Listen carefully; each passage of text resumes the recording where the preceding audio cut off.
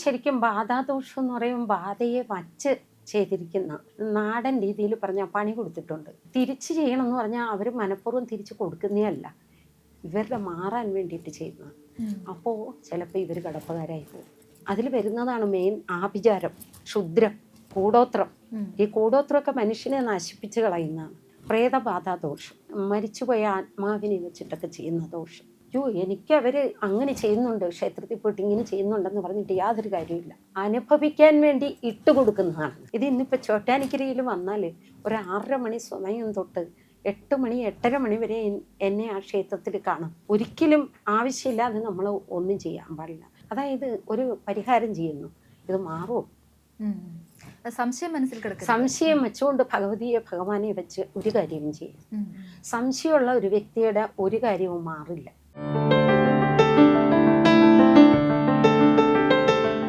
നക്ഷത്രങ്ങളുടെ ഭാഷയും ഗ്രഹങ്ങളുടെ സന്ദേശങ്ങളും ജീവിതത്തിൻ്റെ വഴികളിലേക്ക് വെളിച്ചം വീശുന്ന പുണ്യം ബൈ ഇന്ത്യ ലൈവിൻ്റെ ഈ ആത്മീയ ജ്യോതിഷയാത്രയിലേക്ക് സ്വാഗതം. നമ്മളോടൊപ്പമുള്ളത് ജ്യോതിഷിയായ ശ്രീമതി രാജലക്ഷ്മി ഉണ്ണികൃഷ്ണനാണ്. മാഡം നമസ്കാരം. നമസ്കാരം. ഈ രാശി നോക്കുമ്പോൾ അതിനകത്ത് നമുക്ക് ചില സമയത്ത് ബാധാദോഷമോ അല്ലെങ്കിൽ അങ്ങനെയുള്ള എനർജികളൊക്കെ ഉണ്ടെന്നുണ്ടെങ്കിൽ ആവാഹിക്കുകയും ഉച്ചാടനം ചെയ്യും, ഇങ്ങനെയുള്ള ക്രിയകൾ ചെയ്യണം എന്ന് പറയാറുണ്ട്. ഇത് ഏത് സാഹചര്യത്തിലാണ് നമുക്ക് ചെയ്യേണ്ടി വരിക? ഇത് ശരിക്കും ബാധാദോഷം എന്ന് പറയുമ്പോൾ ബാധയെ വച്ച് ചെയ്തിരിക്കുന്ന, അത് ചില ആൾക്കാർ പറയും നാടൻ രീതിയിൽ പറഞ്ഞാൽ പണി കൊടുത്തിട്ടുണ്ട് ഇല്ലേ, അതെ, അത് പറയും. അതിപ്പോ അതായത് മറ്റൊരാൾ കൊടുത്ത പണി. സാധാരണ ബാധ കയറുകയാണെങ്കിൽ ഇപ്പൊ ചോറ്റാനിക്കരയൊക്കെ വന്നിട്ട് ബാധ തീർത്തു പോകാറുണ്ട്. ഇത് അത്ഭുതകരമാണിത്. കുട്ടികളിലൊക്കെ ബാധിക്കുമ്പോഴേ അത് കിടന്ന് കാണിക്കുന്ന കാണുമ്പോൾ നമുക്ക് സങ്കടം തോന്നും. ചെറിയ കുട്ടികളൊക്കെ, ആൺകുട്ടികളൊക്കെ എന്ത് ചെയ്തു?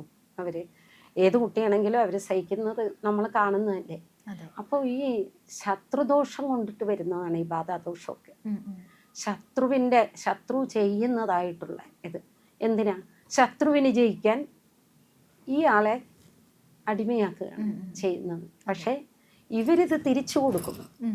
ഇവർക്കിത് ബാധിച്ചു എന്ന് കാണുമ്പം ഇവർ പൂജാ പരിഹാരങ്ങൾ വെറുതെ ഇരിക്കില്ലല്ലോ. ആ കുട്ടിക്ക് ആ അവസ്ഥ വരുമ്പോൾ അവർ പോയിട്ട് നോക്കുമ്പോൾ ഇത് കാണുമ്പോൾ ഇവർക്ക് തിരിച്ച് ചെയ്യണം എന്ന് പറഞ്ഞാൽ അവർ മനഃപൂർവ്വം തിരിച്ചു കൊടുക്കുന്നേ അല്ല, ഇവരുടെ മാറാൻ വേണ്ടിയിട്ട് ചെയ്യുന്നതാണ്.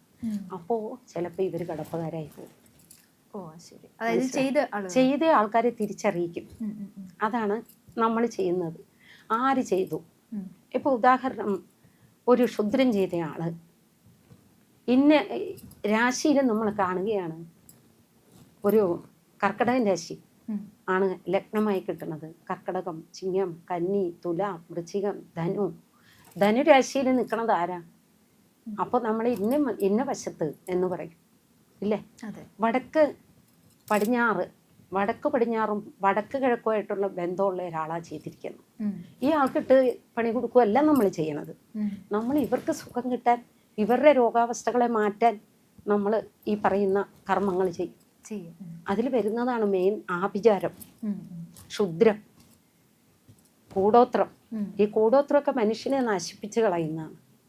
പ്രേതബാധാദോഷം, മരിച്ചുപോയ ആത്മാവിനെ വെച്ചിട്ടൊക്കെ ചെയ്യുന്ന ദോഷം.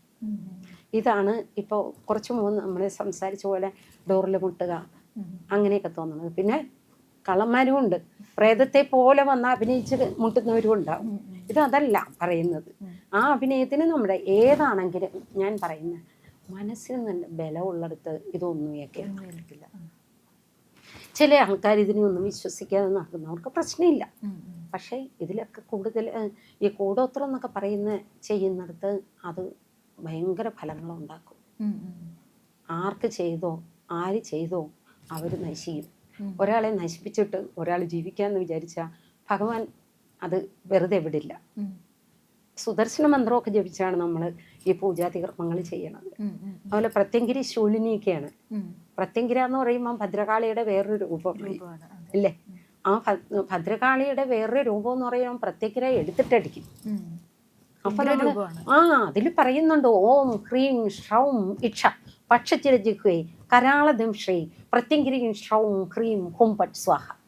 ഇത് ജപിച്ചിട്ട് നമ്മൾ ഹോമകുണ്ടത്തിലേക്ക് ചെയ്യണം. മനസ്സിലായോ? അപ്പോൾ അതിനെ ആവാഹിക്കുമ്പോൾ തന്നെ ഈ ഒരാൾക്ക് സുഖം കിട്ടി, മറ്റേ ആൾക്ക് ദോഷം വന്നു. അത് ആരുടെയും കുഴപ്പമല്ല. ഇതിലൊക്കെ ഫസ്റ്റ് ചെയ്തത് ആരാ ദോഷം? അല്ലേ? എലിസബത്ത് ഇപ്പോൾ ഒരു ദോഷം ചെയ്തിട്ട് എനിക്ക് അവർ അങ്ങനെ ചെയ്യുന്നുണ്ട്, ക്ഷേത്രത്തിൽ പോയിട്ട് ഇങ്ങനെ ചെയ്യുന്നുണ്ടെന്ന് പറഞ്ഞിട്ട് യാതൊരു കാര്യമില്ല. അനുഭവിക്കാൻ വേണ്ടി ഇട്ടുകൊടുക്കുന്നതാണ്. അല്ലേ? അപ്പം ആരും ഒന്നും ചെയ്യാതെ ഉള്ള ഭഗവാനെയും വിളിച്ച് നാമവും ജപിച്ച് അവനവൻ്റെ വീട്ടിലെ കാര്യങ്ങളും ചെയ്തിരുന്ന ഈ ഒരു ഒന്നും മാറ്റാൻ നിൽക്കണ്ട. 1,00,000 ഇതൊക്കെ ഇപ്പോൾ വിൽപ്പന ആക്കി വെച്ചിരിക്കുകയാണ്, കച്ചവടം. 1,50,000 ഒക്കെ മേടിച്ച് നമുക്ക് ഇതുപോലത്തെ പൂജകളൊന്നും ഇല്ല കേട്ടോ. ഇത്രയും പൈസയൊന്നും വാങ്ങിക്കണ പൂജകളില്ല. എനിക്ക് തുറന്ന് സംസാരിക്കാം. ഞാൻ തന്നെ ചെയ്യുന്ന കാര്യങ്ങളായതുകൊണ്ട് അതിൽ കുറച്ച് പൈസയ്ക്ക്, അതായത് സാധനങ്ങൾ വാങ്ങിക്കാനുള്ള ഇത്ര രൂപയാകും എന്ന് പറയും. ചിലപ്പോൾ ഒരു 11 രൂപയായിരിക്കും, ചിലപ്പോൾ ഒരു 17 രൂപയായിരിക്കും. അതപ്പോൾ അവർ ദക്ഷിണ കൂടി വയ്ക്കുന്ന ഒരു 20 രൂപയായിരിക്കും. ഇതിൽ നമ്മൾ വാങ്ങിക്കണ 1,500 രൂപ. മനസ്സിലായി? അപ്പോൾ എനിക്കിത് സ്പഷ്ടമായിട്ട് പറയാൻ പറ്റും. ആരെയും ഒരു ജ്യോതിഷിനെ ഒന്നും ഞാൻ പേരെടുത്ത് പറയുന്നതല്ല. നമ്മളിൽ ചെയ്യുന്ന കാര്യങ്ങൾ നമ്മളിൽ തന്നെ കിടക്കണം. ഒരിക്കലും ഒരാൾ ഭയങ്കര കഷ്ടപ്പെട്ടായിരിക്കും നമ്മുടെ അടുത്തേക്ക് വരുന്നത്.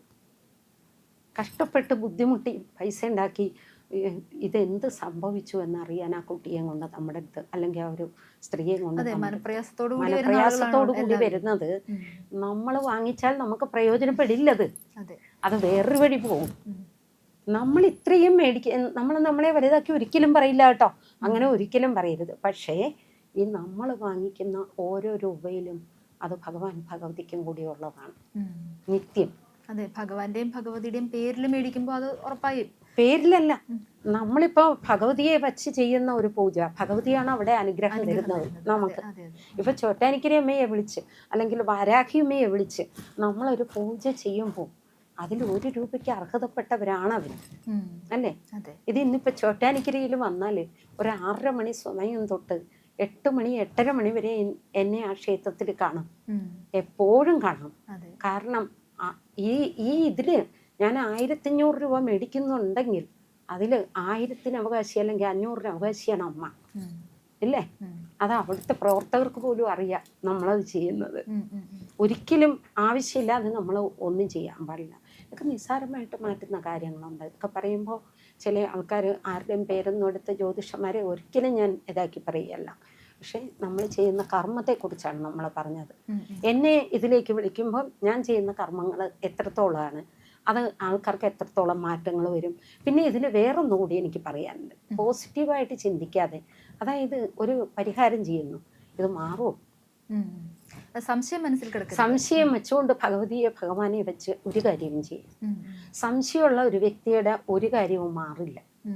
ആ സംശയം ഇല്ലാതെ നമ്മൾ ഇത് മാറും, ഇതെനിക്ക് തൃപ്തികരമാണ് എന്നുണ്ടെങ്കിൽ മാത്രം. ഞാനൊരു 3 പ്രാവശ്യം ചോദിക്കും, ഇത് നിങ്ങൾക്ക് താല്പര്യമുണ്ടെങ്കിൽ മാത്രം ചെയ്യുക. അപ്പോൾ അവർക്ക് അറിയാം നമ്മൾ പറയുന്ന കാര്യം. ഞാൻ പറയട്ടെ, ഒരു പ്രശ്നം നമ്മളെടുത്തു, അതിലൊരു ശത്രുദോഷമുണ്ട്, ഒരു പരിഹാരം ചെയ്യണം. നിസ്സാര ശത്രുവാണെങ്കിൽ അത് പോട്ടെ, ആഭിചാര കർമ്മം വന്നിട്ടുണ്ട്, ഇതിൽ മണ്ണിന് അശുദ്ധി വന്നിട്ടുണ്ട്, അല്ലെങ്കിൽ കുടുംബത്തിന് അശുദ്ധി വന്നിട്ടുണ്ട്, ഇത് ചെയ്യണം. അതിൽ ഞാൻ ചെയ്തു തരാൻ എനിക്ക് താല്പര്യമുണ്ട്. പക്ഷേ നിങ്ങളുടെ മനസ്സ്, പിന്നെ ഇതിൽ കൂടുതൽ പൈസ ഉണ്ടാക്കേണ്ടത് നിങ്ങളാണ്. ഈ നിസ്സാര തുകയാണെങ്കിലും അവർക്ക് വലുതാണത്, അത് ഉണ്ടാക്കേണ്ടത് നിങ്ങളാണ്. അപ്പൊ അത് നോക്കിയിട്ട് കാര്യങ്ങൾ സംസാരിക്കാം. ഈ ബാധാദോഷവും ഇതുപോലുള്ള നെഗറ്റീവായിട്ടുള്ള ഈ മന്ത്രം എന്തെന്നാ കൂടോത്രം അതുപോലത്തേക്കുള്ള ആഭിചാരവും ഒക്കെ ഈ ഉച്ചാടന വഴിയൊക്കെ മാറ്റിയെടുക്കാൻ പറ്റും.